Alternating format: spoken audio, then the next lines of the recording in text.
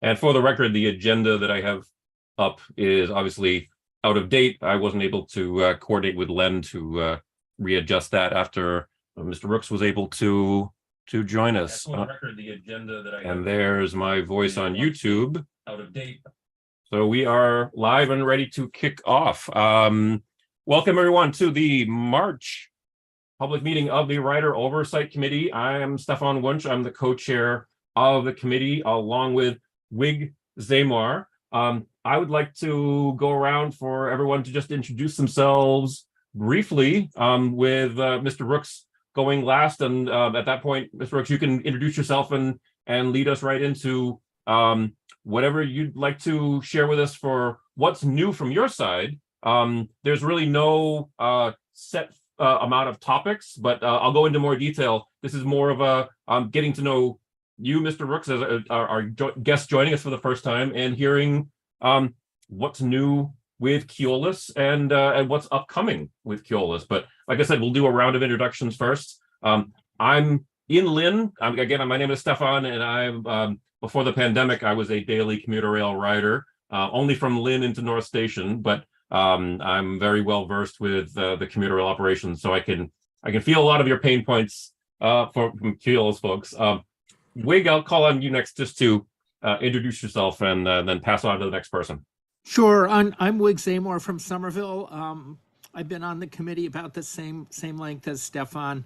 Len is the true veteran and pioneer here.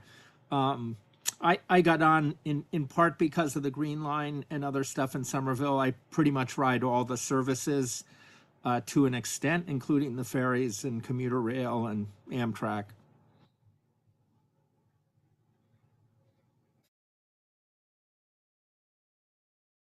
Who's next? Len? I'll let you call on whoever's next, Wig. We can just hand it off to the next. Hi, Craig Laskowski, public member, and I live in Milton.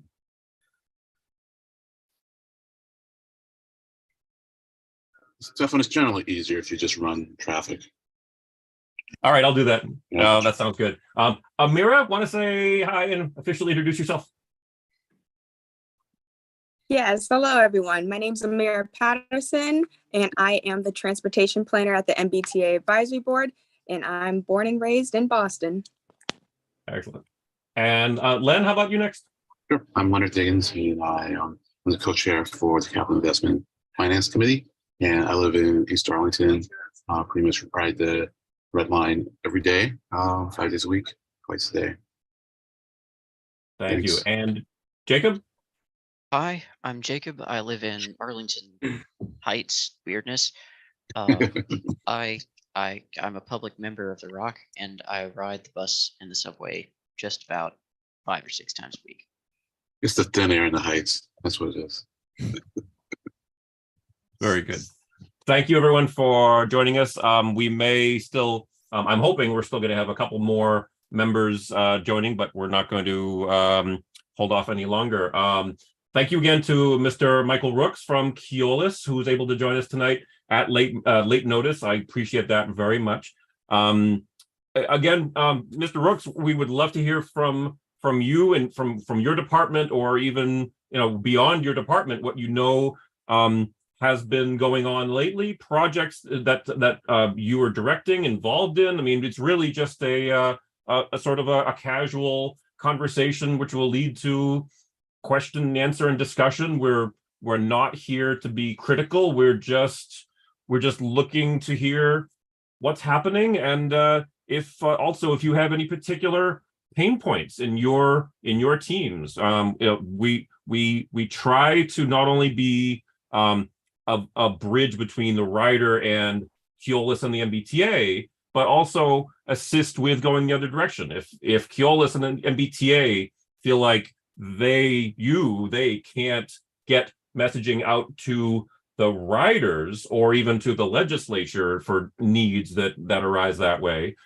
we try to help to facilitate. So it goes both ways. So again, welcome, and please let's start off. Tell us about yourself, what your department does, and anything else you'd like to share. We'll go from there. Thank you very much for inviting me, for having me. Looking forward to some good discussion. So my name is Michael Rooks. I am the Chief of Network Operations and Planning So I kind of oversee two departments within Keolis. On the network operations side is really the daily delivery of the service. So our operations control centers and our station staff all report to me, carrying out the plan.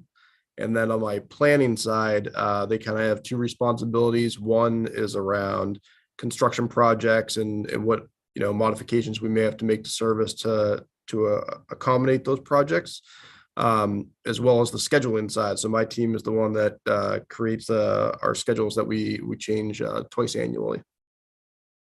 So just some quick updates from me, and really feel free to fire any questions you want at me. As far as just updates from Keolis, you guys said you haven't met with anyone for over a year now. There's been a few changes for us. So you guys have probably noticed the fare gates going at North Station. That project's been going really well, and we're pushing forward with putting that over at South Station and Back Bay. Those are more going through design and permitting steps right now. Construction activities, as the snow has melted, construction activities on commuter rail are really kicking into high gear here in the next couple of months. I'm sure you guys have been paying attention to the ATC cutover work that's been happening on the north side. That is still progressing well and on schedule to be wrapped up by the end of the year, with the Haverhill line finishing up here probably in August sometime. And then there's just a few areas around just outside North Station that need to get done in September. On the planning side, my group right now is hard at work wrapping up our spring schedule change. So one of the things that I'd love to hear from you guys and from this group is what do riders want to see for service. So we've got a lot of feedback through our internal customer service department. We've done some outreach with some communities. None of it's been publicized yet, but I can tell you from a high level what the spring is going to look like is pushing more late night service on all lines, both weekdays and weekends.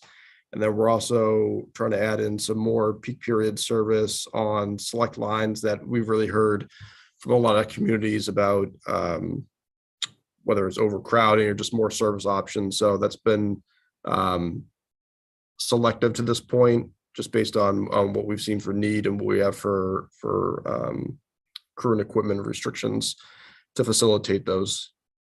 What else has been going on? New ROTEM coaches.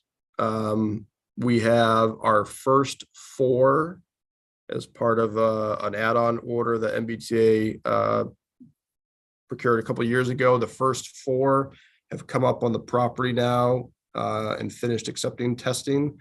They should be out on the railroad and revenue service, I'm going to say, by the end of the week. So that's thrilling. Congratulations. Yeah, we're really excited about that. And it just gives us the opportunity to, not only add capacity, but, start phasing out some of the older fleet as more come online. So like I said, the first 4 are supposed to come on the end of the week here, and we're hoping that we get between 4 and 8 per month going forward until the order is fulfilled. So I think that covers just some high-level updates from me. Love to hear from you guys. Any questions, things of interest that you want answers to or discussions on, and I'll open up. Well, I will definitely hand off to other folks first, because I don't want to completely dominate the Q&A and the topics. But other folks, please, yeah, Amira, please.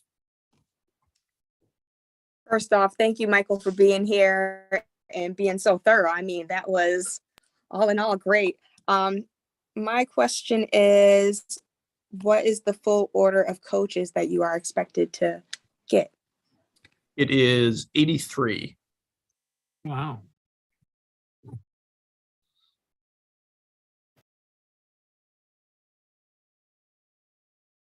And how does that align with your where you see ridership going? Is that help us understand, is that are those 83 coaches to replace aging equipment? Or are those 83 coaches to help augment service? And is that enough to kind of meet the demand going forward in a post-COVID world? Yeah, it's kind of a combination of both. So our control cars, which would be the leading cars coming inbound on trains, we have a number that are pretty much at end of life on the north side. So as part of this order, those will get replaced. But the other ones that are not control cars really are about augmenting service, adding service for years to come. And I would say from where we're at ridership wise and where we expect to be in the next couple of years, it fulfills our needs.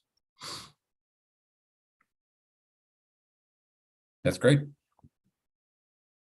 I'm curious about the subtleties. Actually, I can say subtleties. I mean, there's no difference between the new arriving ROTMs and the previous round, right? And so in other words, in terms of maintenance and upkeep, I mean, am I right that they're almost exactly one for one the same as the previous purchase, which was Hopefully these don't come with door issues. I was gonna say, so everything that was that came up from the first order as far as modifications or improvements that were done over the first couple of years as they came online, all of those were incorporated into the construction of these new ones. So it's not like they have to be retrofitted with any updates that we've done. right. Excellent. Okay. There are a few changes. I did get a chance to go on them. There's more outlets and there's actually USB plugs at the tables in the center. There's a little bit different lighting down in the vestibule areas, but otherwise it's a carbon copy of what you guys would normally step onto. That's great. Are they also going to have the automated passenger counters using the video analysis system? Because I wasn't sure where that had gone. I know there was an outfitting of that passenger counter with video analysis of some of the current fleet. Are the new ones going to have that too? So we're actually looking at a different system to potentially go forward with that program. We outfitted, I forget the number, but it was a good amount in the fleet. I would say we had mixed data as a result of the system that we were using, and we're actually currently looking to do a different one. And then once that's selected, it'll go across the whole fleet. Excellent. That's very exciting. Other folks, more questions or comments?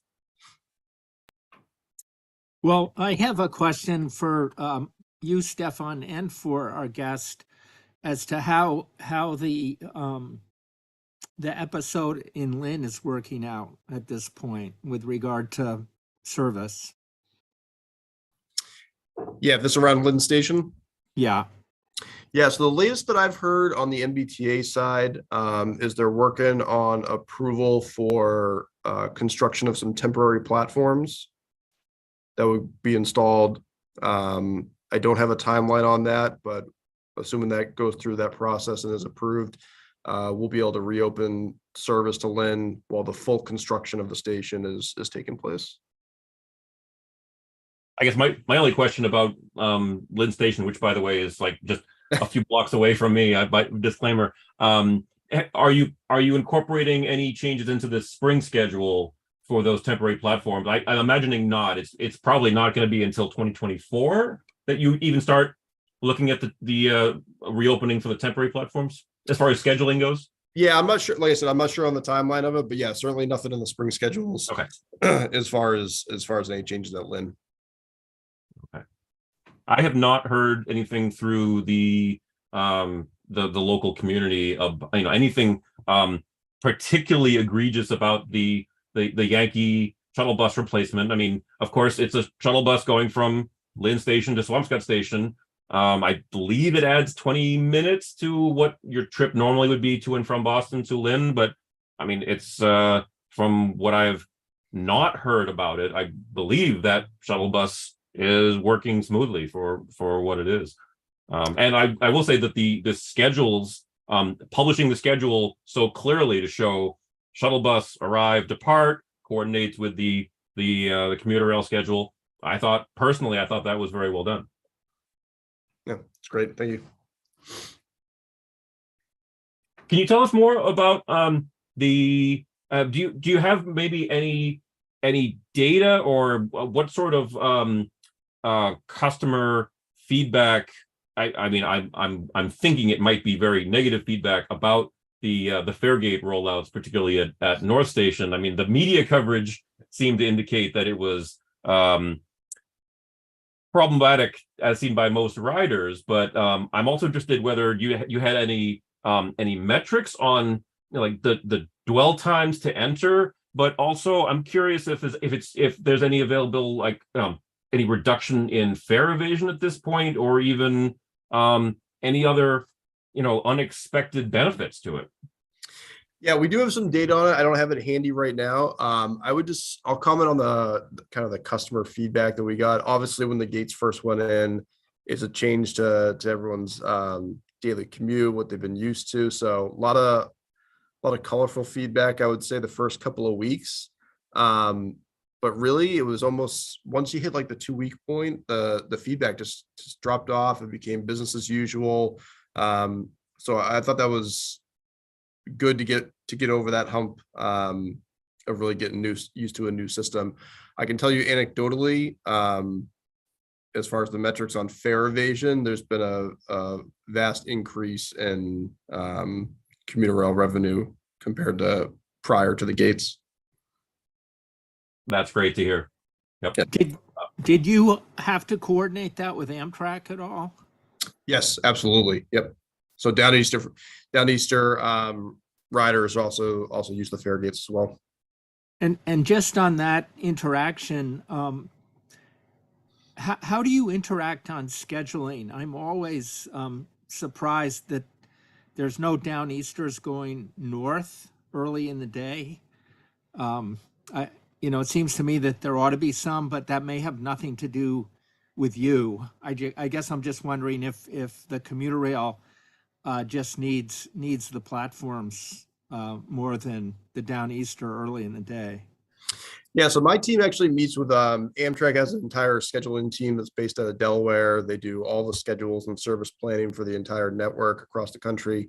So we meet with them bi-weekly, just between Downeaster service and obviously everything on the south side that runs on the Providence line and how it intertwines with commuter rail. So we meet with them regularly. I can probably tell you the reason they don't have early morning service going up to Maine is because their entire operation is based out of Portland and Brunswick. So there physically isn't train sets and crews available at North Station until that first train comes in from Maine in the morning. Yeah, it just, as a customer, it just seems like the whole thing is driven by people going to Boston and then people returning from Boston. Yeah. I think, they're missing an opportunity to deliver people to Portland and Brunswick earlier, to have weekenders use the train a little bit more when the schedule was better suited to that as opposed to driving. That's part of the reason that I ask. I mean, No, I think appreciate that feedback. I can pass that on to them. Yeah, I honestly, I think it's a miracle of activism on the part of mainly one person in Maine that whole thing happened. So, I certainly appreciate that really terrific effort. But I think it would be better to have a little bit more balance in the schedule myself. Oh, great. I appreciate that. Like I said, I'll share that with the Amtrak team.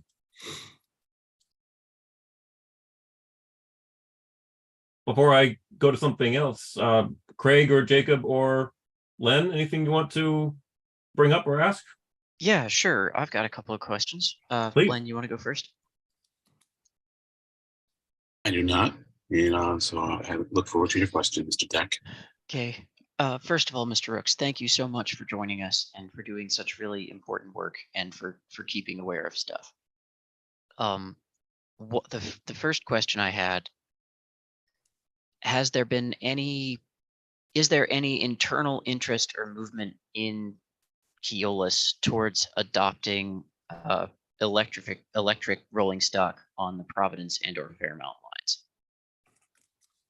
Yeah, I mean, I would say there's certainly interest on the Keolis side. I mean, I'm sure you know the background of our company and how we're worldwide and run electrified service in many, many locations around the globe. So we certainly have interest in that. It's not part of our base contract with the MBTA as far as procurement of rolling stock, but it's definitely something that we want to partner with MBTA and have had conversations of how we potentially could move that forward.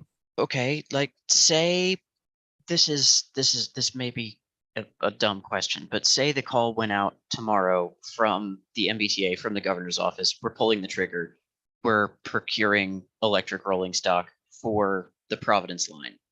What would the process on your end, like from that call, sort of what are the next steps that you would take, and sort of when would the trains enter service, and sort of how would they be integrated into regular scheduling and all that?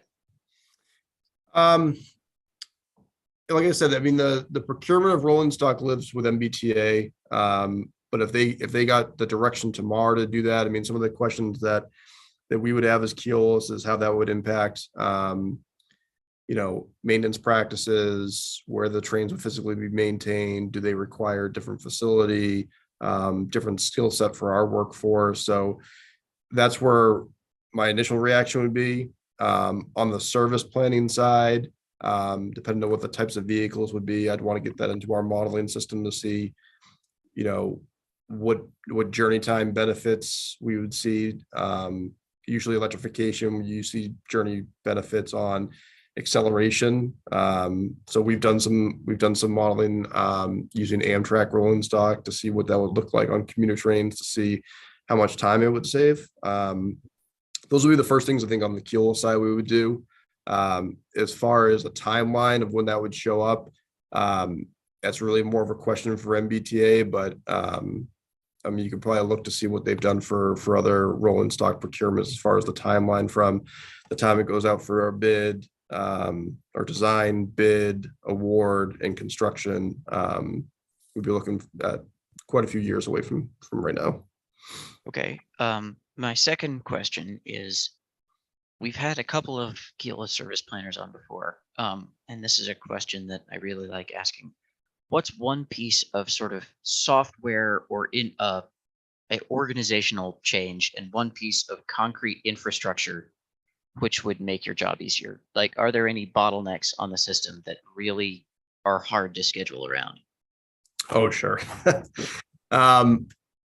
Yeah, unfortunately, the commuter rail network is, one line is not the same. The biggest thing for scheduling physically is double track.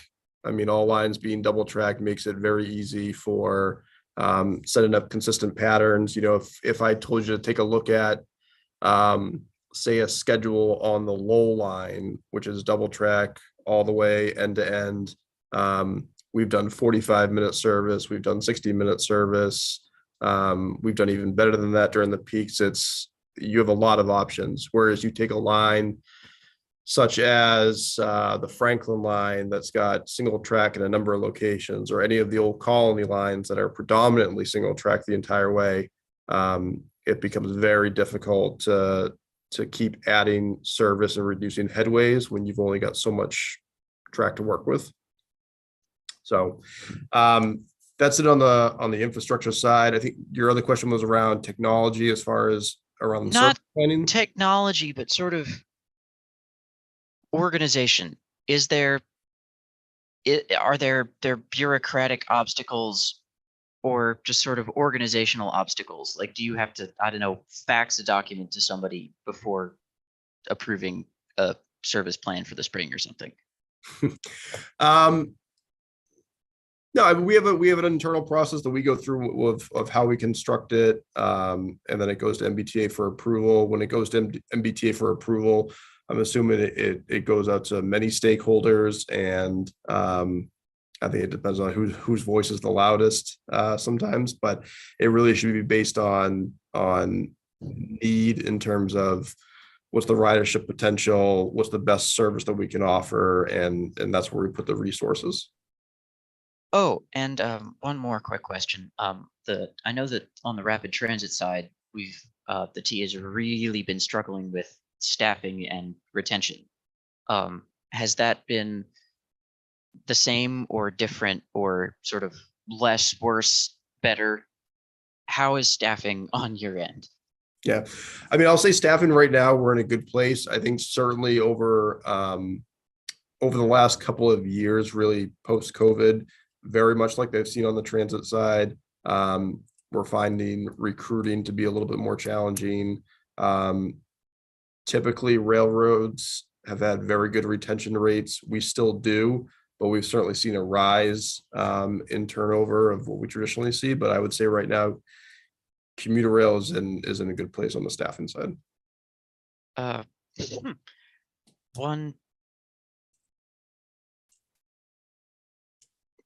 Never mind. I forgot what I was going to say. Thank you so much for No answering. worries. Thank you so much again for coming, Mr. Rose. Yeah, if you think of it, jump in. I'll ask one quick thing about fleet. The numbers that I had seen most recently were that I think it's 65 locomotives needed for full service as scheduled, at least up to the winter schedule it's about to end. And I think I read that there's about 80 in service. So I don't know if that's exact, but I think it was roughly about 65 needed, about 80 that are actually on site that are available. First of all, does that ring about true? And then secondly, how are we doing with the rebuild program? And are we getting to the point where you're able to take advantage of the rebuilds coming back for the spring schedule, or is not, maybe not until the next fall winter schedule, the end of the calendar year? Yeah, first I'll touch on the numbers. So the numbers are pretty accurate. It's roughly 82 locomotives on the roster, 65 needed for revenue service. The gap between the 65 and the 82 is really not necessarily what's sitting around not being used. Right. It's what's in there for maintenance at that time. So we typically run, that's our maintenance threshold we typically run at. As far as the rebuild program on the F40 fleet, that program is progressing. I think we only have 2 left on the property that have not been shipped for overhaul. So as far as them coming back and being able to add service, we're not quite at that point. What we are, though, is that as they come back, the least reliable locomotives that are running around out there get pulled from service and then they get shipped off for overhaul. Right. So the net effect is we've got a better reliability factor, Correct. if not yet the opportunity to expand the schedules. And that's great. I mean, I'm thrilled to hear that. Yeah. Jacob, I saw you raise your hand. Did you want to ask about the F40 rebuilds? Precisely. Okay. Cool. So I'm thrilled. Craig, I saw you turn on your camera. Did you want to jump in with a question? No, I'm good. I'm sorry. I just had to step away for 1 minute. Oh, that's quite all right. Anyone else want to ask some more? I've got another question about Yeah, sort of I guess the only thing I would ask, Go for it, have we covered, we talked about the coaches a lot. Have we talked about anything about stations or any of the station work? Does that fall under your jurisdiction, or is that I know we talked briefly on Lynn, but I know, Natick was being redone and there's some other large projects going on. Any updates from I'm not sure if that's under your purview, but any updates on from a station perspective? Yeah, so all station work falls under MBTA capital delivery. I only get it when it starts to actually impact service, but I can tell you the station work at Natick is progressing. Station work at Lynn is progressing. Keels is actually going to do some work at Oak Grove just to do some permanent improvements there. We opened it up during the Orange Line shutdown. It's been a positive feedback from riders, so we're going to keep that open permanently, and we're going to make some upgrades to it to bring it up to the standards of the rest of the network. Oh, brief question. Mm-hmm. Don't answer if you feel like you can't or don't have the information. What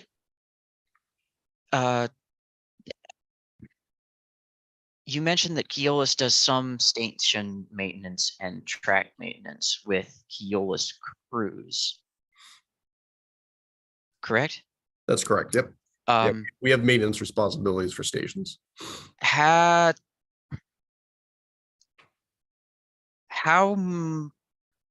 would you rate the Keolis maintenance teams and their capabilities in comparison with the MBTAs?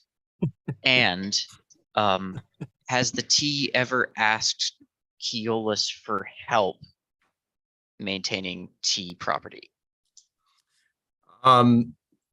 I guess I'll answer this in a couple different ways. So I can't speak to the MBTA workforces and stuff. I can say that our crews do a fantastic job. You guys might remember the STAR program that we did on station overhauls a couple of years ago. Really trying to give every station a facelift. It was, you know, around signage, lighting, updated pavement, concrete work. So our crews are very capable. I think they do a great job on the upkeep of the current network. And as far as the T asking us to do it, unless it's related to a commuter rail station, that we've never had that conversation. Okay, thank you. Anyone else? Oh, yeah, Wig, please. Yeah, so I've got another Amtrak question. Who would you you know, we've never had somebody from Amtrak, and yet Amtrak is really part of our regional rail-based transportation system here in Boston. Do you have somebody you would recommend, or maybe you could send an email, you know, after the meeting to Stefan, if we wanted to have a meeting that focused on Amtrak a little bit? You know, I know, I don't know if the guy from Maine is still working. He's quite a story, but just more generally, is there someone at Amtrak you would recommend? And lastly, I'd say, you know, I try to use public transit whenever I can, and I was hoping to go to Bridgeport to see a college hockey game about a week ago. I went to South Station and checked on tickets, and I could have flown round trip to Miami a couple times for the price they wanted to go from Boston to Bridgeport and back in one day. I mean, I was really stunned. If two of us had gone, it was going to be at least $525. Oof. That's not, I'm not putting it to you, but I'm just kind of putting it into this general issue of, I think it might be worth the rock, you know, also thinking about a meeting with Amtrak and because I see it as part of it's a little bit longer trips. Providence is kind of a special case. They're kind of treated as a local trip, but I think maybe that's something we've overlooked and should maybe touch base on from time to time. Yeah, absolutely. I mean, I've got lots of contacts at both locally and down at their, like I said, their planning team down in Delaware. But I can shoot over some contacts if you want. I think the Downeaster folks, you may want to talk to some of the team at NEPRA who oversee the service up there, and I'm sure they'd be very willing to join one of these calls and answer some questions. Yeah, if you know, just at your leisure in the next week or couple days, if you could just send a name or two and contact to Stefan, that'd be terrific. No problem. Yeah. Great thinking, Wig. That's really excellent. I like that. Thank you very much. Anyone else? Because I've got two more things on my list of things to ask, but they're kind of minor. Anything else from other folks first? I have a minor item as well, but Go ahead. So just from a impacts to service, we like to play the role because we're lucky enough to talk to different areas within the T, and we have a lot of connections around other areas. We're always interested in not just conveying our concerns, but hearing back your concerns. I guess a broad kind of question, but if you had a magic wand right now in terms of, you know, what's the biggest headache you have in terms of causing you know, delays, what you know, and you could fix that item, what would you fix, you know, or what are your, if you can't, you don't want to list number one, if there's your top three, or just curious, because especially through the lens of I wonder what his, you know, where does he have blockers or challenges, and you know, do we have a connection somewhere else within the T that we can kind of make that connection or connect the dots? Yeah, I mean, I can say that, you know, from my standpoint, running the daily operation, our two largest causes of delays are typically related to the fleet, which some of that's being addressed through overhaul programs. but there's still a number of locomotives that are not part of overhaul program. So I think some clarity and long-term vision on a fleet strategy would certainly be helpful from my standpoint. And the second is, So just to pause you on that one, I definitely want to hear the second, the second item from me. So I guess where I'm struggling with the fleet strategies, I hear at the beginning of the call we're getting 89 new cars. That feels like should I view that more as a band-aid, and that's gonna get us another 5 years, but after that is kind of where the strategy runs out, if you will? no, I think on the coach side, I think there's a strong fleet strategy as far as, being able to react to adding service, being able to react to growing ridership. I think it's more, when I say fleet strategy, is probably more direct at locomotives. It brings in that whole conversation, is it going to be an electrified service 10 years from now? Or do we need some sort of bridge to keep the fleet running for 15 years or 20 years? So I think when I say a fleet strategy, I'm really talking on the locomotive side. Yeah, now I know exactly what you're talking about, because and to your point, and Wig, jump in here, I know you're passionate about this cause, that you truly have to have a long-term strategy on this, because nothing in that equation is you're not going to magically electrify the rails overnight, and you're not magically going to procure brand new electric vehicles overnight, and you have to jump on both of those and then realize they're going to both be 10, 15, 20-year journeys to get there. So it's every year that you don't have that strategy, you're kicking the delivery date or the possibility that we would go down electric further and further down the road, as we don't have those components in place. Yeah, and absolutely. Just my 10 seconds here. There's so much focus on electrifying single occupancy vehicles. We really need to make sure there's enough focus on kind of vehicles that carry more people. Transit, rail, bus. Well, I'm going to follow up on what Craig was asking about the pain point, because I know that the South Station Tower 1 interlocking has been in the past, and probably at any moment could be a major pain point as far as in and out of South Station. I believe it's all awarded, and its construction's actually going to kick off middle of this calendar year. I'm just curious. Well, first of all, is that still accurate for that time frame? And when does schedule planning to account for working around the South Station Tower 1 work, when does that go in? Would that schedule planning to work around the construction be in this spring, summer, or not until fall, winter, or even not until 2024? Yeah, I'm glad you brought that up, because I was going to say my second pain point is typically around North and South Station signal infrastructure, which both sides is pretty old. The good thing is there's programs around upgrading both of them. So I'm quickly start on the north side. So North Station signal upgrades, which has been a project in the works for a while, is going to be kicking off here in September. That'll be a multi-year project to change out everything in North Station Terminal, which is great.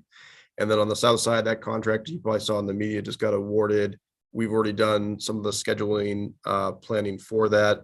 They're actually starting in April, and I can say that the majority of that work will be occurring on the overnight hours or on weekends where it's less disruptive to the service. Oh, excellent. That's great news.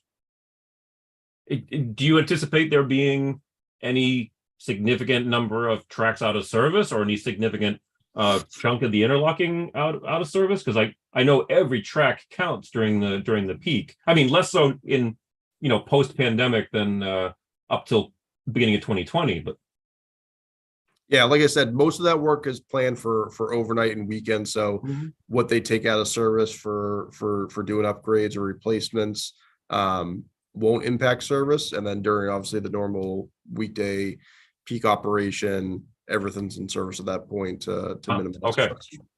That's great. I'm thrilled to hear that. I thought we were in for a reduction of trackage outside of South Station. No, not that you'll see.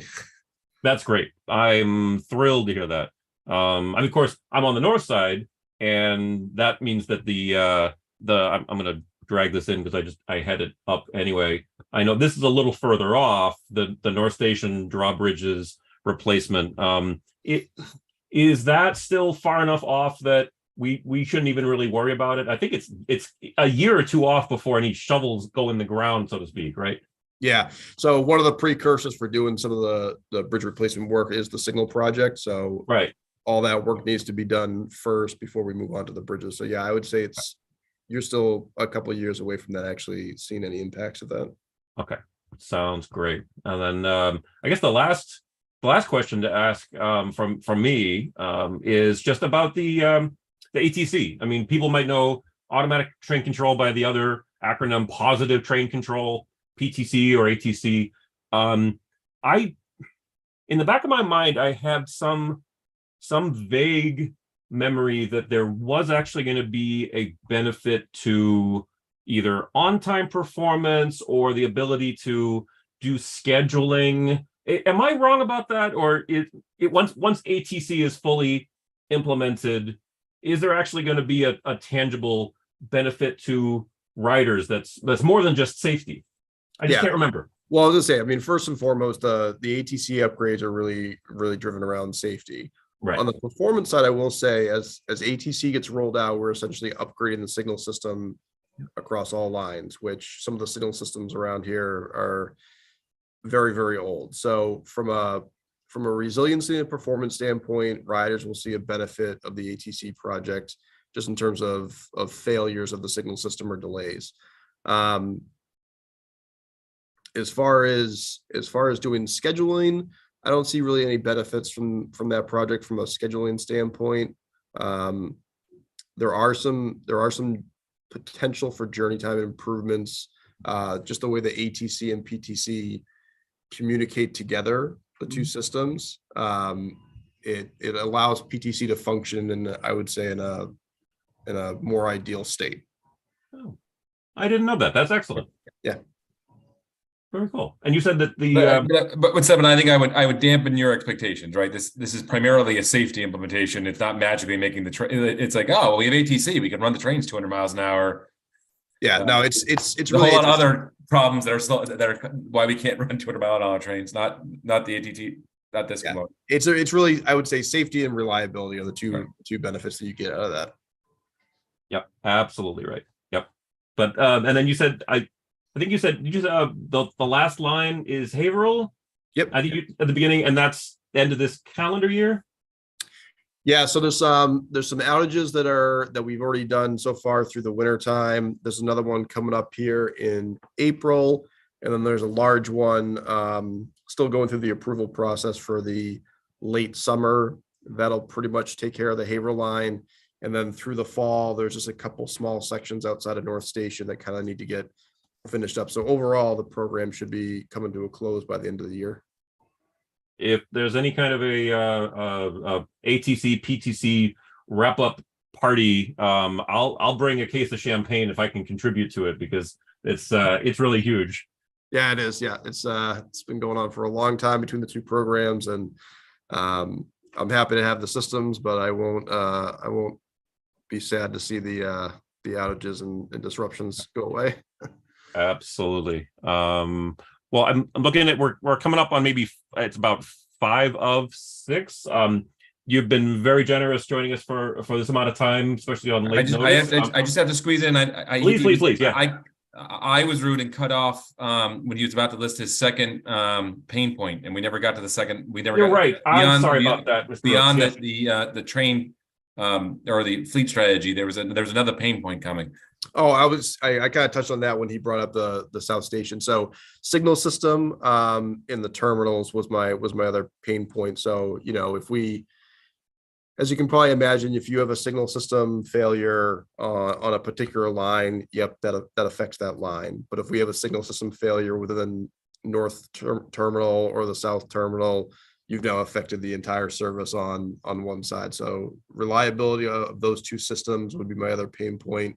And like I said, at least there's two programs, north starting this year, south starting in April, to get that infrastructure upgraded, which is great. And when are you starting to knock down the post office and adding 8 more lanes to South Station? That's the month after that, right? That's the yeah. I wish. Yep. I'll just throw one more thing out there.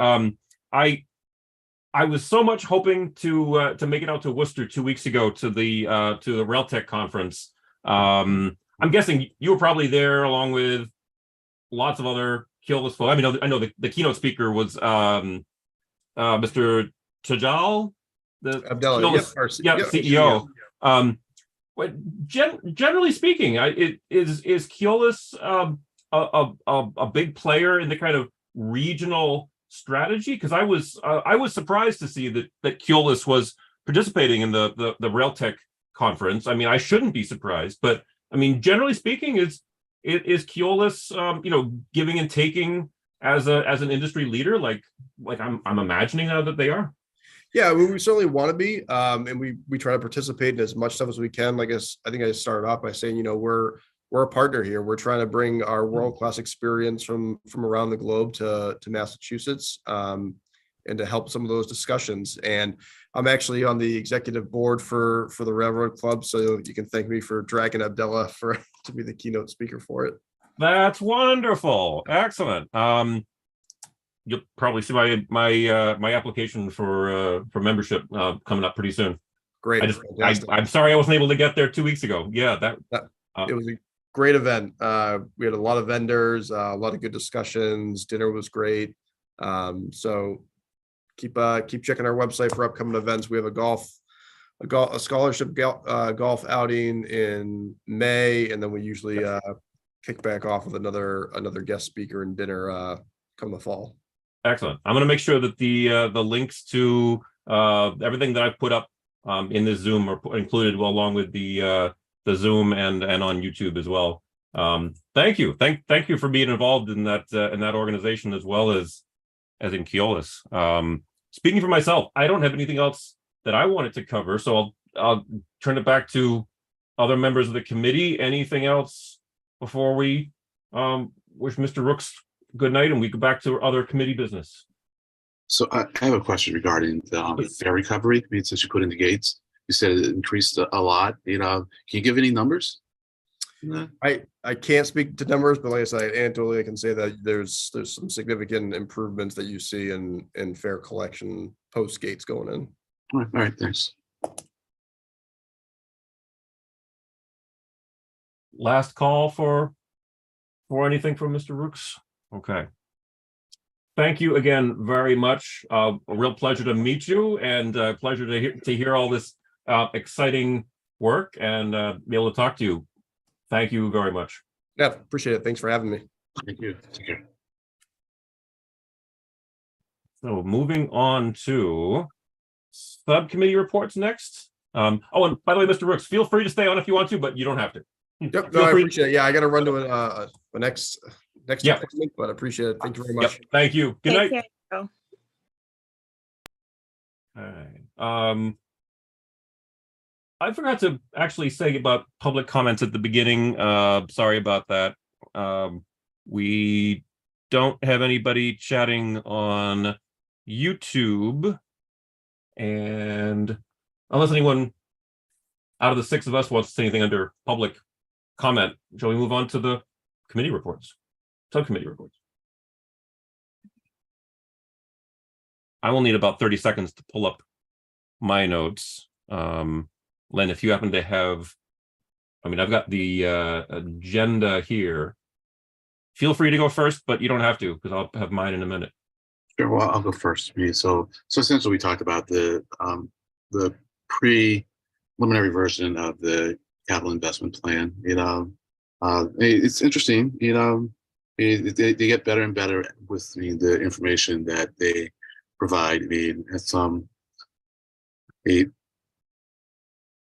a few years ago, maybe 3 or 4 years ago, we actually saw the universe of capital projects. And it was a large, and I'm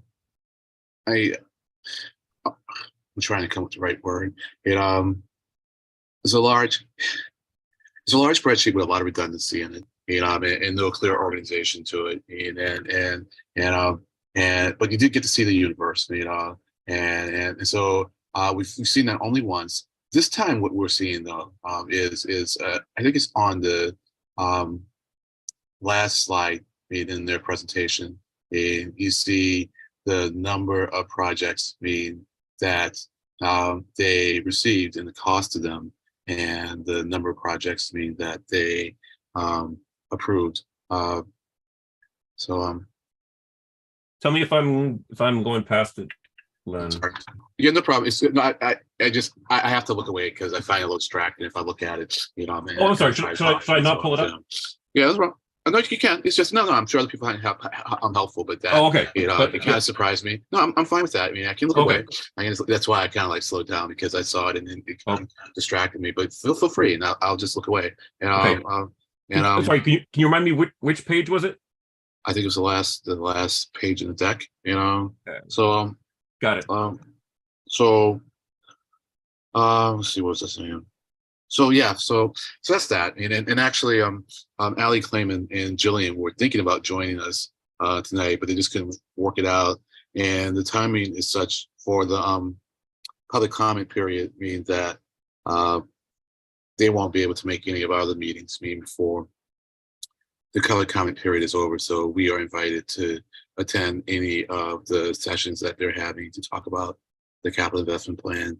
And I'm sure there's a page devoted to it, probably like MBTA.com, CIP or something like that, anywhere I'm sure you can make public comments on the plan. So that's that, and we got look at the operating budget, and what is interesting is the ridership numbers. And so overall on the system, it's about 60%, 61% of what it was before the pandemic. And the mode that has recovered the least is the heavy rail, red line, orange, and blue. And I think that also includes the light rail. And so that's only at about 51%. Bus, I think, is around 72%, but nothing really is above 75%. And so the ridership that we're seeing which is good because we're running less service and running it slower. It would be an utter nightmare if it was if we were back at peak volumes, given the current challenges that heavy rail is having. Yeah, no, that's true. That's true because I think the reason that they're running reduced service on the rails, heavy rails, is still due to personnel issues. I don't think it's because we are trying to match the demand. So no, I don't think it has anything to do with demand. I think it's a combination of mainly the lack of personnel. Right. And also, if you institute slow zones over a significant percentage of your rail, you can only run so many trips in a day if they're crawling down the tracks at 5 miles an hour.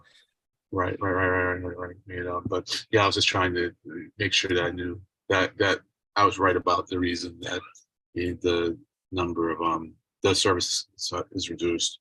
So yeah, I think it's still due to personnel. But the rate at which people are returning to the service is below. They get at 3 scenarios. And scenario 3 had the smallest return of riders, and we've gone below that one. And so they no longer have like predicted scenarios. Now it's really kind of based on the recent trends that we've seen. We're in the future. We're in the future, right, exactly. So scenario 4, I think, is just based on the pattern of ridership we've seen. So that has the revenue projections being even lower. I think it's like in the low 400s, 400 millions. So when you look at the predictions for the budget deficits, they're fairly large, especially and I think fiscal year 26, 27, and so we'll have to deal with that, so I'll just keep it short. That was about the only two things that we really looked at from the decks that have been presented since our last full rock meeting. I'm sorry, our last CIP meeting. So next week, our next meeting, we're going to have Stephen Andrews, Blake Acton, and someone else, from CTPS, come and talk with us about the equity analysis that they did for the bus network redesign. So that was interesting. It pretty much showed, nothing bad, no reason that we should have to be concerned about equity reasons for 6 out of the 12 metrics. The one that failed was one that it was, I won't say it was odd, but it was the one that really had the least significance. And we'll probably talk about that one and their plans to change the equity analysis to remove that, not so much not at all to make the equity analysis look good, but I guess there's a question of why it was there in the first place. So, but it's been a long time, since we've talked with Stephen Andrews, so it'll be good to chat with him again. Len, briefly, just to go back to the ridership numbers, Yeah. and the impact on revenue. Yeah. I mean, the reality is the T gets funding from 3 different sources, one of which is fare revenue. If your fare revenue is down, then you have to make it up with one of the 2 other sources, right? You're either going to raise rates, which they're not going to do on a lower ridership that's already down. Right. So it's going to be a conversation about how do you fund that deficit, right? And it's going to have to come from one of the other sources of revenue, which is right. tough conversations. Yeah, which is going to be the State House. I think the feds have given us pretty much all they're going to give us. What has really kept us from being in really dire straits financially.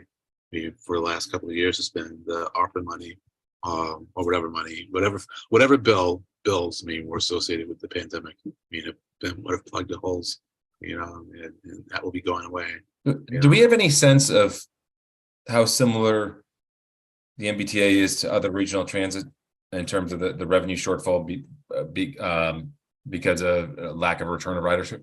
Well, we do know, thanks to Jonathan Belcher, because I think this came up in our last full rock meeting, and I had started doing some research, on the data from the National Transit database, and I just kind of looked at what I was comparing ours to SEPTA, and was kind of seeing, just without creating any charts, that it looked like we had greater return than SEPTA, but and maybe I can find this the slide that or the graph that Jonathan sent me, but it shows that the T is really kind of like we've recovered the most, or we're up there in terms of recovery. The only one that has recovered more than us that I recall, interestingly, was LA. And I think it was like its rail system, so it was like back to like 80-90% of what it was. So it's a little ironic, but I think it's because they just don't have much to start with. But so actually, in terms of ridership, we're doing fine. You asked revenue, and I don't have the answer to that. But it's probably proportional. You know what I mean? It's like, sure, other systems charge more. But if their riders haven't come back as much as we have, then I would imagine it would be a pretty tight correlation between the return and ridership. I would imagine, because we're in that scenario 4 essentially of the lowest expected. It was projected that's why we're less riders is less tickets, which is less revenue. Yeah, but I'm saying that they've recovered less though. So to the extent there's a correlation between riders and revenue, I'm just not saying 100% sure that their revenue recovery is as poor as ours. But to the extent that they have a poor return in ridership than we do, then then you would expect that. I mean, the only way it wouldn't be the same is if their revenue mix is different than ours. I mean, so let's say, I mean, they have, more riders who come back on rail and they charge a whole lot more for rail, but they have fewer riders that come back on bus and they charge a whole lot less for bus. I mean, then you can see, I mean, their revenue might be higher than ours. Yeah, I mean, yeah. but but if you don't have that kind of funky, revenue mix, let's assume that the revenue mix is the same, across properties, then I would say their fare recovery would probably be worse than ours, since their ridership return is worse than ours. But I will try and find that graph, that chart that Johnson sent me. Does that answer your question? Yep. Okay.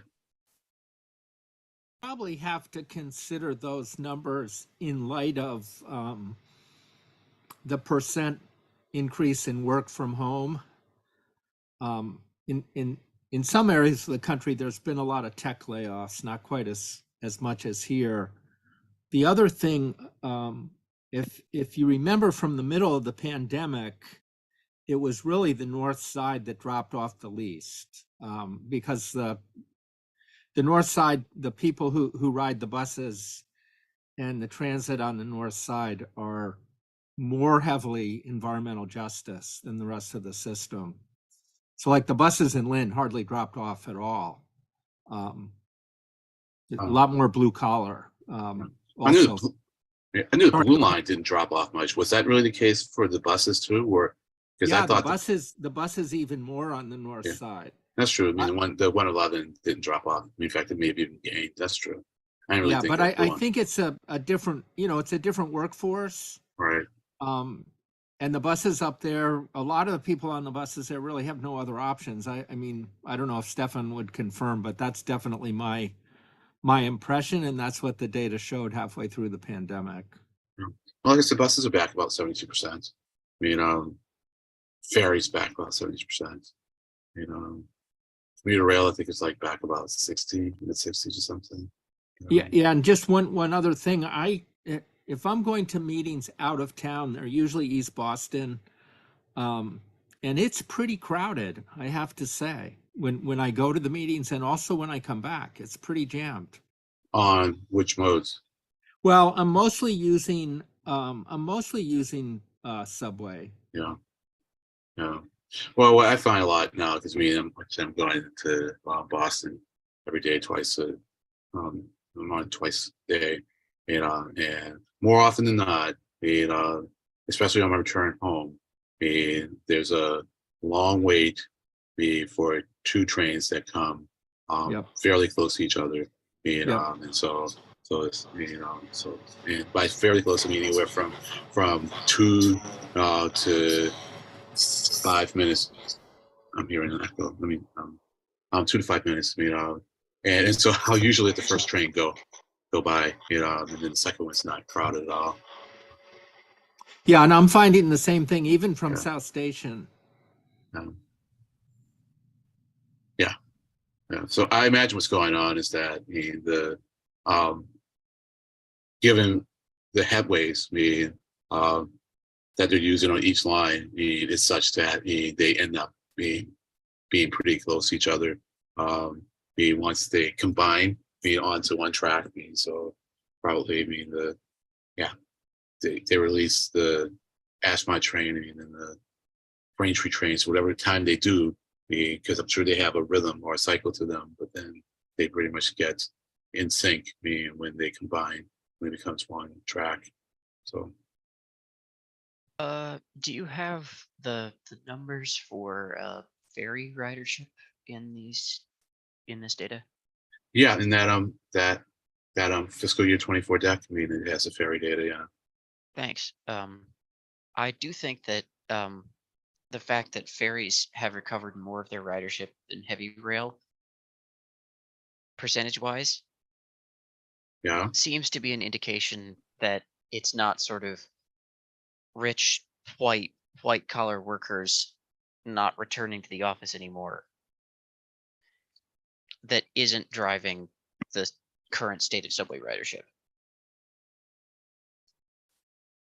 Okay, sorry, that was really poorly phrased. It's like if it was just that, like the white collar office workers who are mostly white and rich that were commuting to work on the subway are now working from home, they'd be staying away from the ferries too. So we'd expect the ferries to have even lower ridership recovery than the subway because they're even whiter than the subway is. Yeah, yeah. I mean, I don't really know who rides the ferries, you know, or But- why. Yeah, well, Ferry riders are commuters, right? They're Monday through Friday commuters. That's the only people that take, like I would say 95% of them are that, right? and the ferries run to Hingham and Hull, which are not known for their large populations of not white people. Yes, those but what about you have wealth? you have more affluent socioeconomic towns that are tend to have office workers going into the city. So they subway you get very diverse. So I think the subway is harder to unpack. It's harder to unpack of why people aren't taking the subway. It's not, you can't compare the two because it's subway. You have some commuters, but you have other folks who are just trying to go to their local grocery store, or But you have like- college kids who used to take the green line into the bars, but the service is unreliable, so they choose to take an expensive Uber instead. There's much more to unpack, I think. I don't think it's worth the time to compare the subway to the ferry. I think it's worth to understand it would take. I think it's interesting. It's a good idea to unpack what's going on with the subway, but I think it's a much cleaner story on the ferry side. Oh, it totally it's is. so tied to Monday through Friday folks. Yeah, that's true. But at the same time, like the ferry is the purest 9 to 5 mode we've got. Right. So if variations in ferry ridership, you can basically use, I'm sort of in my head thinking about ferry ridership as like a straight indicator of how 9 to 5 commute patterns are changing. And if ridership on other modes is changing out of step with that, that would indicate that things other than the change in 9 to 5 commute times and modes have influenced that ridership. So if more people percentage wise are riding the commuter rail than the ferry, that would indicate that, you know, maybe the 9 to 5 work isn't still back, but more people are riding on the weekends for leisure trips, or more people are taking the train into doctor's appointments and stuff like that. Maybe people have switched from the subway to the commuter rail, like the people that are taking the commuter rail from Oak Grove now. I think in one of the decks, I don't know if it was in the one that I reviewed, for the budget, in this last month or so. I think on some of them, you can see like the daily rhythm of ridership, so you might be able to get a sense of whether we have increased ridership on the weekends with the commuter rail versus what it was before the pandemic. That way. But yeah, no, I see your point about using the ferry as a control almost, or weekday, or work people who use transit for work. I'll give you a disclaimer. This is anecdotal at best, but having ridden road, having taken the ferry a couple of times from Lynn into Boston back when that was still running,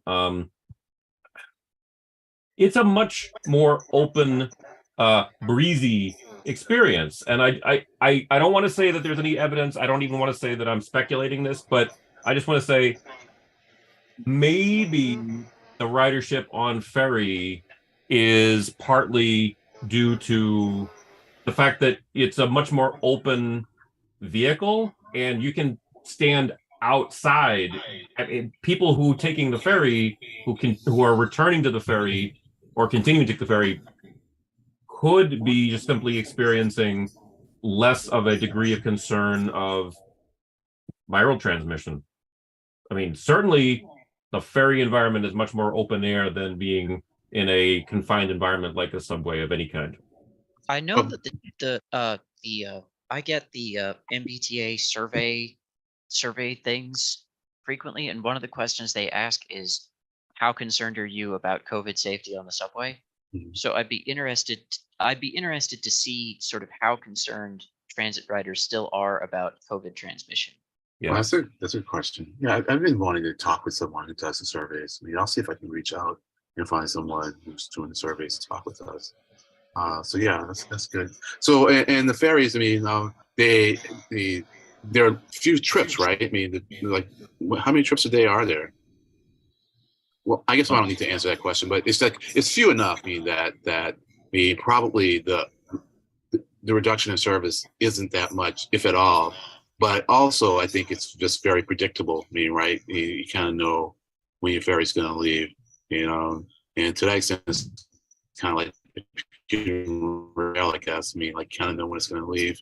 I mean, so there isn't really that sense of like, oh, man, I get to the train, I don't really know how long I'm going to have to wait. And I'll say, I mean, I'm in that situation because for some reason I just haven't started using the app to tell me when the train's going to come versus using the app means how when the bus is going to come. I mean, and so I don't really have to wait if I like use an app, you know, but I just usually think of the train as, especially red lines, like you kind of get there and you don't have to wait a long time. But a lot of times I find myself having to wait a long time. Yep. I just realized that's the PDF of the East Boston. Sorry, this is the one that I should be showing. Okay. Yeah, there's one of the two, Hingham Hall. So that's pretty good service. Yeah. That's on the hour, basically, middle of the day. Yeah. Yeah, there's not too many traffic jams on the ferry either. So Yeah, that's true. Plus, that's not all the service.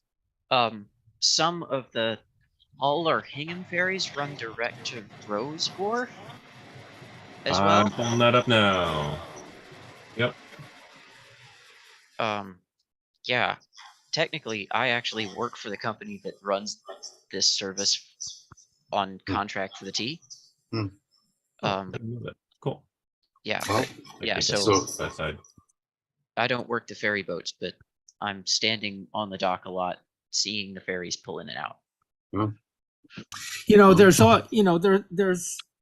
I think historically people tended to think of office workers, but you know, we have a lot of universities here. A lot of classes have been online, and well, Len, you know, you work in a lab, but definitely the people who work in the medical side of the hospitals, they got to get in and out. It doesn't matter whether there's a pandemic or what's going on. Right. And most of them, many of them have long commutes, and many of them are not going to want to pay for parking. So, you know, I think the office buildings have very high vacancy in most of the cities of the US right now, but I'm not so sure, like Kendall Square Labs, I don't think their employment's changed much at all. No, you know, I mean, all the wet lab people have to be the wet lab. I mean, as they call them, the in silico people, really the bioinformaticists. I mean, they can work from home, and so a lot of them are going in fewer days. I mean, anywhere from 1 day a week to 2 or 3. You know. Yep. And you know, I'd be interested to know if the Green Line in Somerville is being counted at this point. But there's growing traffic on those two branches too.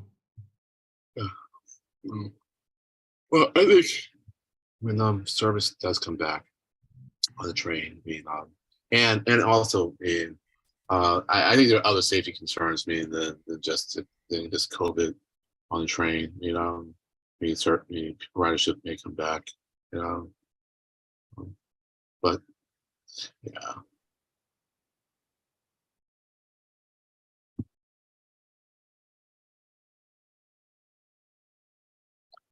And I think so for such special events, people still use a lot too. It's again, I think that Yeah.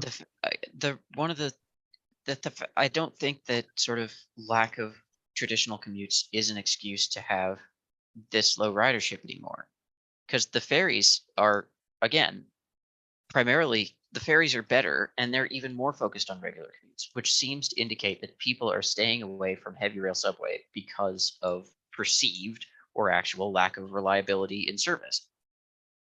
Right. Well, it is, and so I know I think it is. I mean, and so and I guess the deal is, and maybe this is how I can kind of defend, my not checking the app. It was a poor defense. It's like it doesn't really matter whether I know that I have to wait 18 to 20 minutes for a train. The fact of the matter is I have to wait 18 to 15 minutes, 18 to 20 minutes for a train. Versus relative to when I want to leave. Whereas before, it was like 5 to 7 minutes, and so now you just have to kind of factor that in, and I think it does affect you after a while, and I'm pretty resilient, being I don't have a car, I don't want a car, and so I'm going to be using public transit, but I think for other people who feel differently, it may be pretty easy for them to mode shift, especially if they have a lot more flexibility with respect to when they work. No, I just have to jump in here to agree with you, Len, that it is a painful experience to rely on rail, to rely on subway right now, between the wait between and then the crawling along. It's not acceptable, and it's people are pretty good about tolerating it for a period for certain things, but if this is if this continues to drag on, I think you're going to have long-term I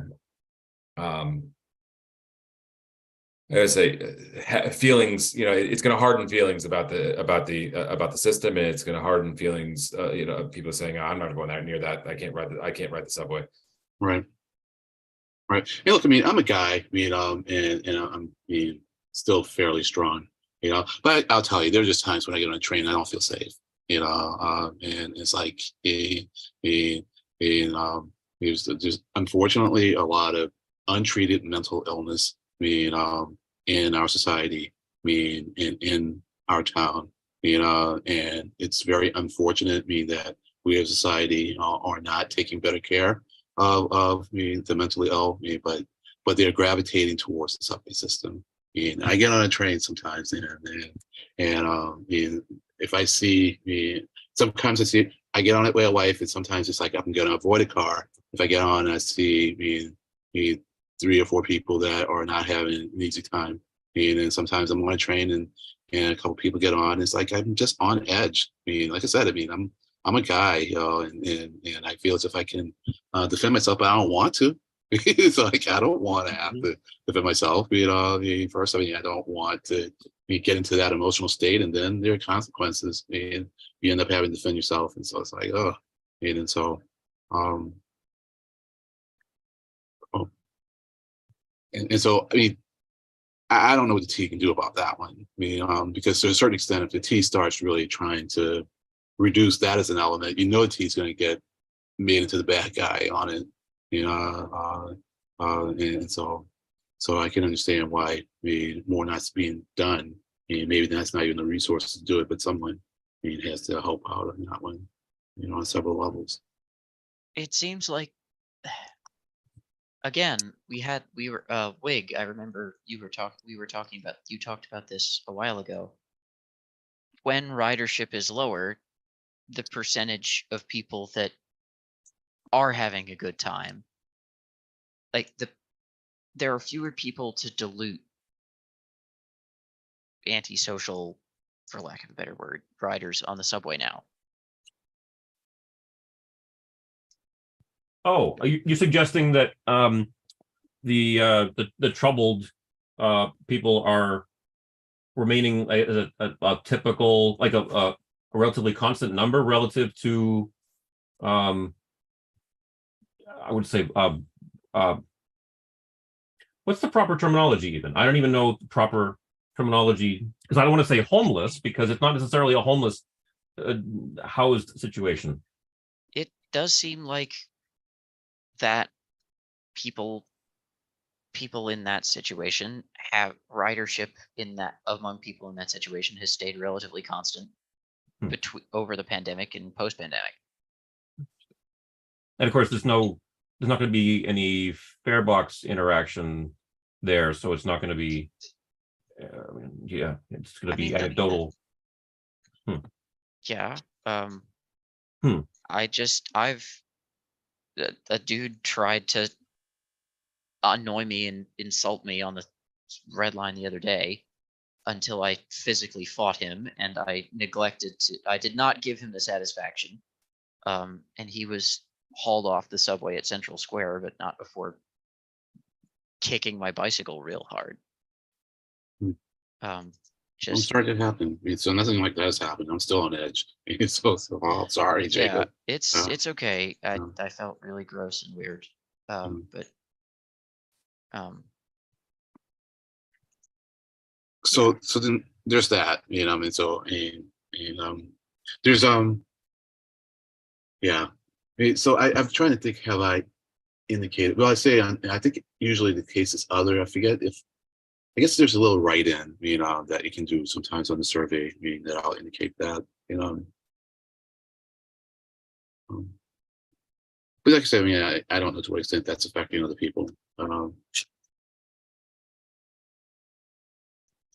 Anyways, so I guess maybe we can move on to the next subcommittee, and then people can say what they think about new GM if they have any opinions. You know. Yep, and with regard to the other subcommittee, I was about to pull up notes, completely forgetting that because of my work commitment, I was not able to attend. And again, apologies for you folks who were delayed in getting into the Zoom. I did not expect to have work meetings going until 5:45 that evening, the day of the that last subcommittee.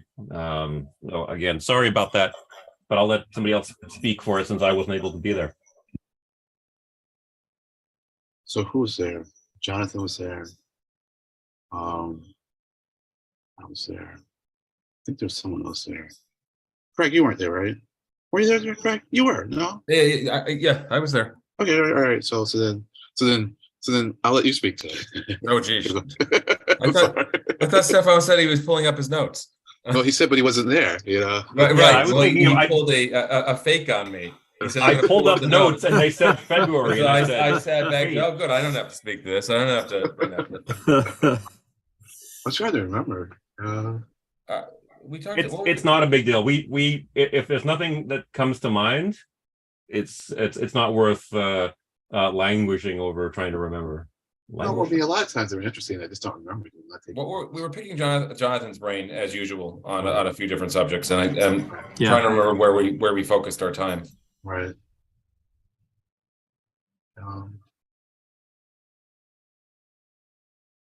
Well, maybe we can talk about the GM and it'll come back to us, Greg.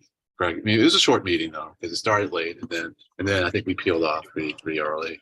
Yeah. You know, I'm concerned if we end up losing Jeff Gonaville, given all that he knows about the system. Yes. from what I've heard, If we want it to sounds change the like topic to the sorry, GM. sorry. Oh, What's but that, yeah, Jacob? after you, Jacob.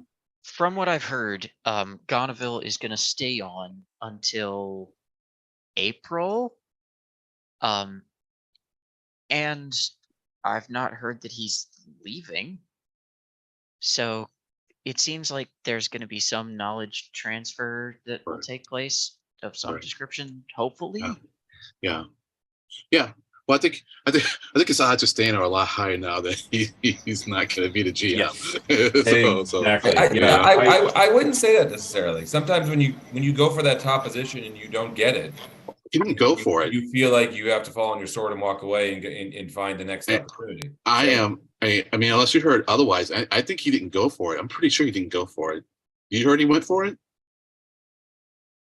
I just assumed he would have. No, I assumed the opposite, so I was Likewise. I was assuming that. I was expecting and hoping that Jeff Gonneville would not seek, nor if he was offered it, not accept the I sound like I'm regurgitating like Johnson from the election. right. I will not seek, nor will I accept the nomination for general manager. But I'm hoping that Jeff Gonneville will stay on for years to come, because he has been so successful in that role. And to be honest, I don't know if somebody could be that successful for so long as he has been without him being able to balance like home life, to be able to have a good footing on it. I think we would have either seen him leave by now, or we would have had less excellent work from him. Does that make sense? Yeah, but I think what we're up against, though, I think he is eligible for retirement. So I think he's actually he's with us now when he could be retired. So it's really a matter of how long he's going to work. Post his eligibility for retirement. Well, for the record, I hope Jeff Gonneville stays on with the MBTA for another 10 years if he wants to. Yeah, and but more so, do the KT, that we need, and there's got to be other people coming up behind him, and other people who are as good alongside him, or nearly as good, because an organization can't survive on just one person, because you get hit by a non-MBTA bus,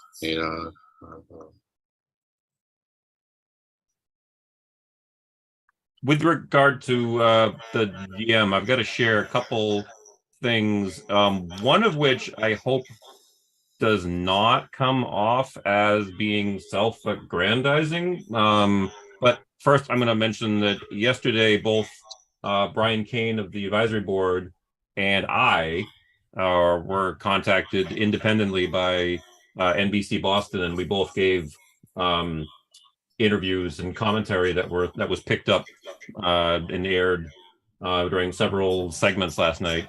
I tried to find the web posting of the segment with Brian Kane, and I can't find it. So, Amira, if you're able to find that, or if Brian can send that to us for folks on our committee who hasn't seen that, I would love it. I'm looking at the page that says advisory board head Brian Kane and some comments, but I can't find the video of him. Wait, you can find a video of you? Just say yes or no. Yes. Okay, so yes. So well, it just speaks. We don't need to say anything more. We just don't need to say anything. It's evident. And just for I would definitely look into it. Split, just because I feel like I owe it to the rest of the committee. Like I said, I'm not showing this because I want to self-aggrandize, but I feel like I owe this to you to see what I put out, because NBC 10 Boston. Abby, I look forward to that. Now, this new GM will be tasked with addressing the concerns of riders, and as you can imagine, they have a laundry list of issues they'd like to see solved. NBC 10's Darren Botello spoke with some of those riders today. He picks up our team coverage from the Park Street station in Boston. Darren, what are riders telling you? Well, JC, no surprise here. Riders are looking to stop the delays during their morning and evening commutes. Also, they're looking for safety improvements. No more fires like we saw on the Orange Line or panels falling from the ceiling. It's 2023, and we need to modernize the system and take it seriously. I'm waiting to be surprised. Anything's possible, I suppose. With a new MBTA general manager coming on board, subway riders on Monday looking to speed up changes on the T. Improving the carts and the trains and like a safer environment. Passengers recalling a year of troubles on the T, like the Orange Line train fire, with a passenger forced to jump off a bridge into the Mystic River, and just this month a falling ceiling panel, estimated to weigh about 25 pounds at the time it hit the floor just inches from this woman. We want a safe ride. We want a reliable ride. But Stefan Wunsch, co-chair of the MBTA Rider Oversight Committee, says passengers are also waiting on state lawmakers to put more money point toward T upkeep, with the MBTA facing a budget gap of up to $421 million by next year. The new GM is going to have a really tough time unless the legislature can provide some funding that will actually allow it to happen. A couple weeks out from the new GM starting, Wunsch says passengers won't catch big changes to the MBTA system right away and may have to wait several years to see crews stop at their station. The backlog of maintenance projects at the T is just almost insurmountable, but nothing is impossible. And as of right now, slow zones are still in place, but we have commuter rail service as well as ferry service available in those locations for riders. Live in Boston tonight, Darren Botello, MBTA. Good job, Stefan. That's a really good job. Nicely done. Well spoken. I think they covered you well. Excellent. I did my best on that. I was feeling like I was not on my game fully, but he did a good job of editing. There was another segment that aired that had a little bit of different content, but I have that on my DVR. I'll see if I can transfer it on my computer. And Brian also, kudos to him. He had about as much airtime as I did and said very valuable, right on point statements. Great. Nicely done. As Brian is known for. Yeah, really. Oh, I was impressed. Yeah, Brian. I mean, it's like the first time I saw Brian, it's like that guy's a politician. And then I found out he's not. It's like he should be. He'd be better at things like I gotta say though, it was a little bit serendipitous that well, not that I'm working from home. I mean, that's not a surprise, but that they were a reporter, Darren Botello, and his videographer were willing and able to come up and meet me in Lynn. So I just had to go 5 minutes away down to the station, and I suggested that we meet there because of the deferred maintenance that caused the Lynn station platform to crumble to complete obsolescence, and the entire garage is crumbling because of deferred maintenance pushing into obsolescence. And so you saw a little bit of B-roll of us walking and looking up at that structure, which is just falling apart from rust. So, I mean, I thought that was particularly timely and notable that we could say, yeah, deferred maintenance. Right. Well, so you weren't in Boston at all? Nope, they came up to Lynn. Yeah, the whole thing took the whole thing between when I first shook hands and said, hi, I'm Stefan, to when we parted with maybe 30 minutes. Cool. The whole thing. Cool. Nice. So, yep. I mean, just a little. Go ahead.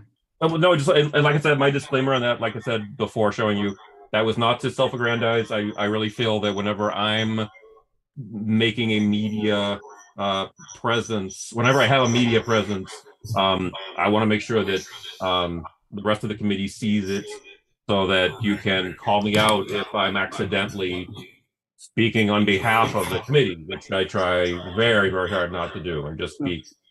I am a member of the committee. I am the co-chair, but personally, I feel yeah, I get the sense they will be coming back to you for more comments. So I mean, to be truthful, this reporter Darren Botello did contact me about a month ago on some other issue, but the timing didn't work out to actually get to air. But yeah. Well, anyway, for the record, and part of what didn't make air on NBC Boston was me saying I personally am absolutely thrilled and overjoyed with the selection of Phil Eng. I don't know if any of you folks had a chance to read the press release or go back to like his bio talking about Long Island Railroad and a little bit of time on the MTA, but he's exactly what we need. He's got a nuts and bolts background, and I mean that like almost literally. He came up through construction design. He's a professional engineer. His project portfolio when he was at Long Island Railroad, I believe I read that he was But before he retired, he was running a $6 billion portfolio of capital projects.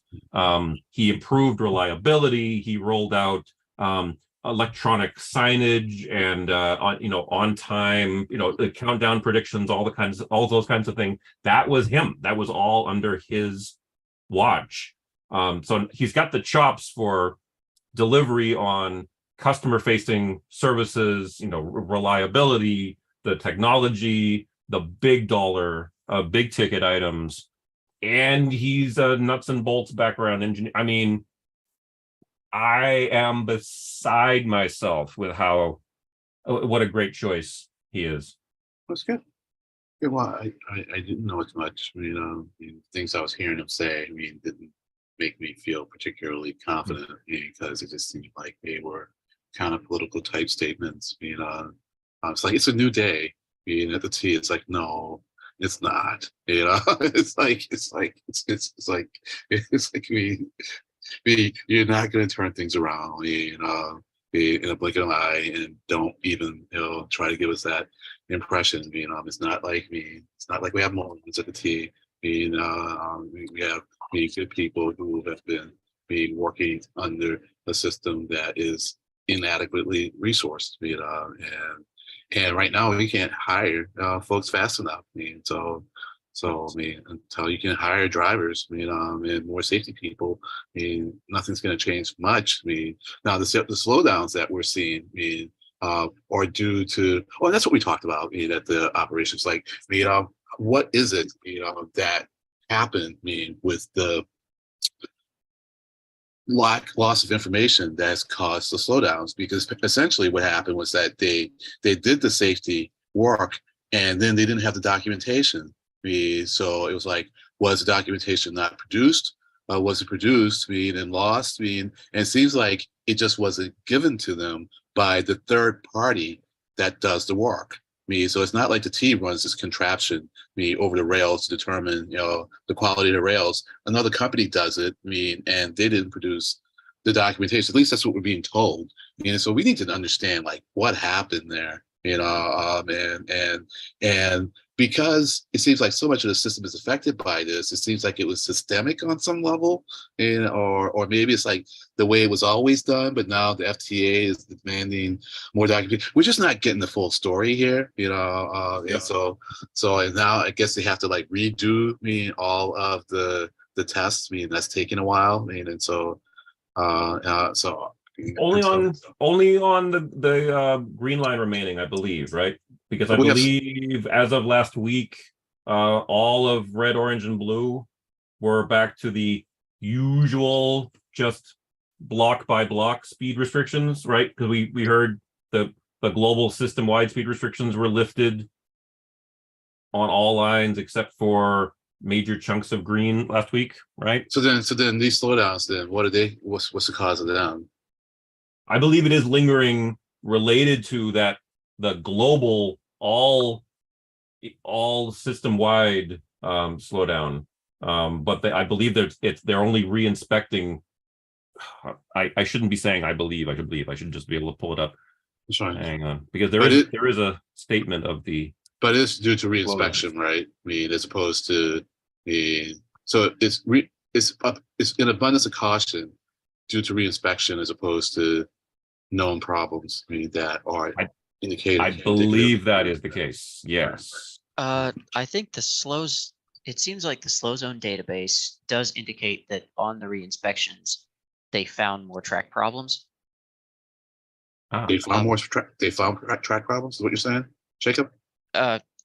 I just looking at the number of slow zones that popped up after the universal speed restrictions were lifted. Here it is. And a similar thing happened after the Orange Line shutdown. As they sort of got in depth and really looked at all their tracks, they discovered more problems. They looked at it with a finer tooth comb, with a higher magnification lens, and found more issues. So They found what you said? Issues. More issues. Okay. I thought it So was a more specific word than that. Okay, fine. Okay.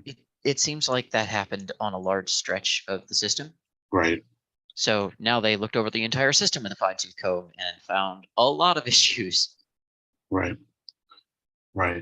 So So I guess then is the fine tooth comb being used because the greater scrutiny due to all of the issues that we had that brought the cause of FTA to do the safety, the SMI, what's that M4 inspection, the safety maintenance inspection. Is that why there's greater scrutiny? Does anyone know? Okay, you know, so I guess the question is, it seems like these problems were always there or have been there for a long time. And either we are lucky that we haven't had more safety incidents, or they aren't as bad as we think they are. As a result of the increased scrutiny, Yeah. I could come up with a bad analogy, but it's like at a great enough magnification, you're gonna find imperfections, right? Yeah, and so that's a good point. But at what point are they tolerable? And certainly when you've had the safety incidents that we've had, you're gonna err on the side of we're not gonna tolerate anything, and we will scrutinize more. So, but if that's it, then I don't know what's going to be done quickly to change things. It sounds like there's a lack of audit procedures with regard to some of the conditions of the system. Yeah, I agree. And I need to go back and reread some of the stuff that the FTA said in their safety management inspections.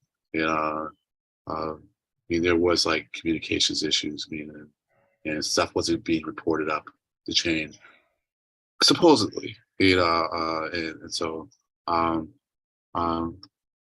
some of the solutions I found, were, I didn't think they were as simple as the FTA made it seem to fix. But I need to go back and reread for saying more. But it's a good read. I've got it. I'll throw it into the Zoom chat. It's a good read. Yep. And I think actually, the more I think about it, I think it was in the fiscal year budget, 24 budget document, that they do a really good summary of all of the safety management inspection reports, and so they lay them all out, and they give a nice summary of them all, and it's in the context of how they're going to fund things, and so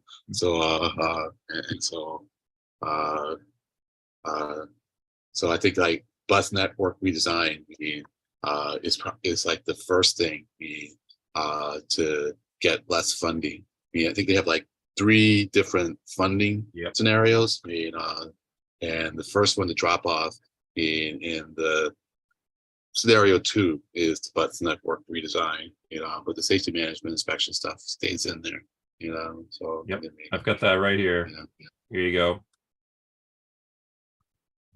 And I think towards the bottom of that, they didn't kind of tell you what's in all of these safety management inspections. So I think I know what I'm going to be reading tonight, on the way home. Yep. So I'll tell you what slows down, Craig. I get more reading done.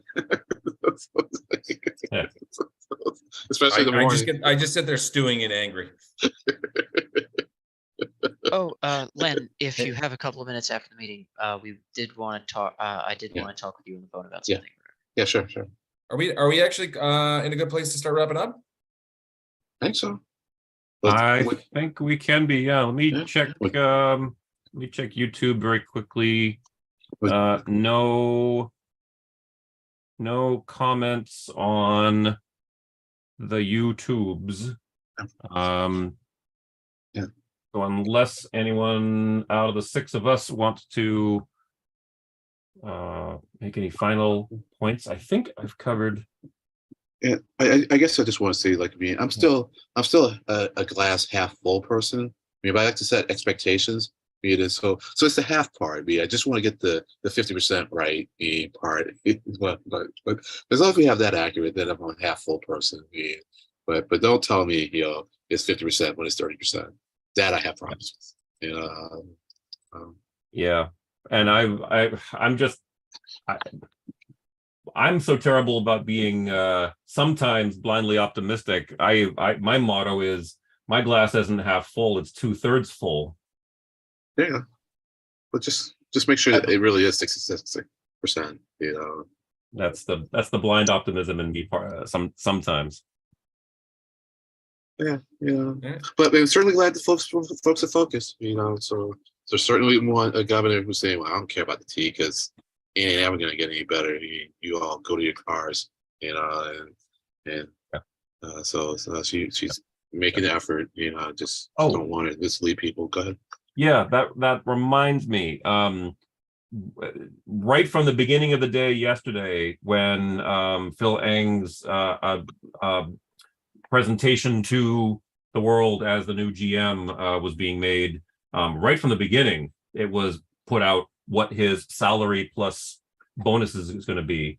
Mm-hmm. I have not seen or heard thing one about people complaining about that number, that salary or possible bonus number. And I think it might be because finally people are realizing when you need top talent, sometimes you have to pay top dollar. When I heard the salary figure, which I believe was 475,000, I think, with optional bonuses, something like that, I was not shocked or surprised in any way. I mean, it's a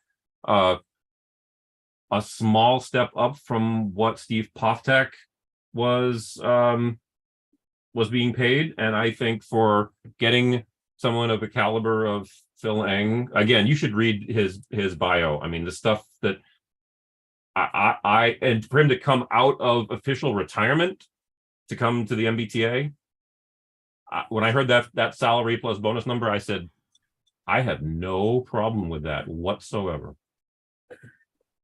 All right, enough said. That's fine.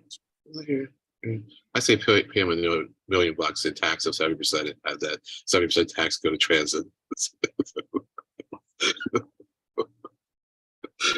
All right, motion to adjourn. I'll second that. Thank you all, and a pleasure to see you as always. Have a good night, everyone. Bye. Thank you, everybody. Good night.